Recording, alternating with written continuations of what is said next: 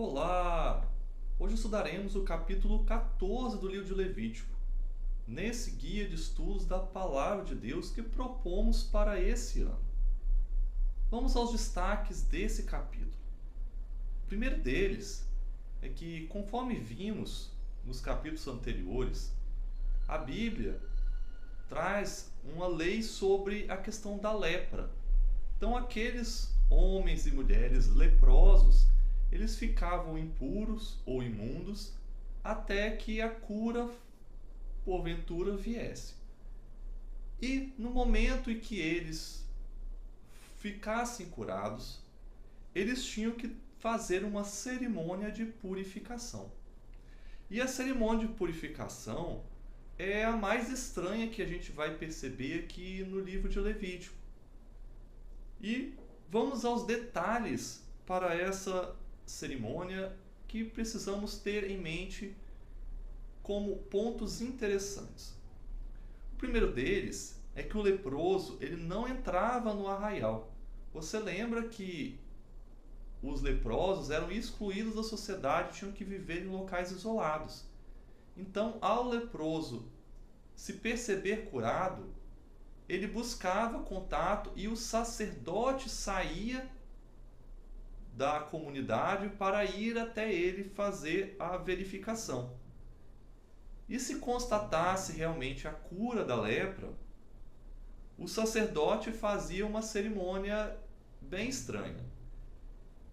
Matava uma ave pura, pegava esse sangue juntamente ali em água corrente e utilizava 4 tipos de materiais diferentes para aspergir o leproso.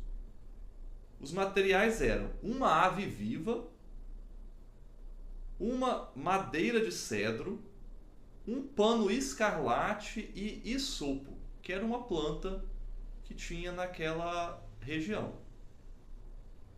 E aí aspergia o leproso com esses 4 materiais molhados ali na água corrente com o sangue da ave que havia sido imolada e aspergia o leproso 7 vezes. Estranho, não? E depois disso o leproso ainda ficava 7 dias aguardando para então se lavar e no 8º dia se apresentar perante o sacerdote lá no santuário. E é interessante também que o leproso, ele rapava todos os pelos do corpo, seja cabelo, seja os pelos realmente do corpo. E rapava isso 2 vezes, uma logo depois da cerimônia de purificação e a segunda após 7 dias, né? E um detalhe que eu acabei não falando é que a ave viva que havia sido utilizado para aspergir o ex-leproso, ela era solta. Interessante. O segundo ponto de destaque é que após essa cerimônia de purificação, no 8º dia, como eu disse, o ex-leproso comparecia ali perante o santuário, junto ao sacerdote, e oferecia ofertas. E é bom a gente destacar que o sangue da oferta pelo pecado fazia com o leproso que nem foi feito na consagração do sacerdote. Parte do sangue era colocado na orelha direita, no polegar da mão direita e no polegar do pé direito. Só que também em cima desse sangue também era colocado azeite, também na orelha direita, no polegar do pé direito e da mão direita também. E o restante do azeite era, então, derramado sobre a cabeça dele. E aí ele ficava puro. E o terceiro ponto é que esse capítulo, além da cerimônia de purificação, também trata o que fazer no caso de lepra, ou podemos chamar também de mofo, nas paredes de uma casa.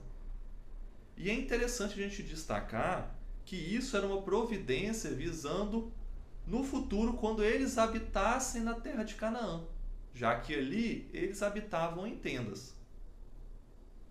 E embora eles pudessem gerar um certo transtorno, essa situação, como a remoção de parte da parede, a reconstrução, ou se o mofo realmente se alastrasse na casa inteira, a demolição da casa e descarte de todo o material, é bom a gente perceber que é o dono da casa que deveria buscar o sacerdote para comunicar disso.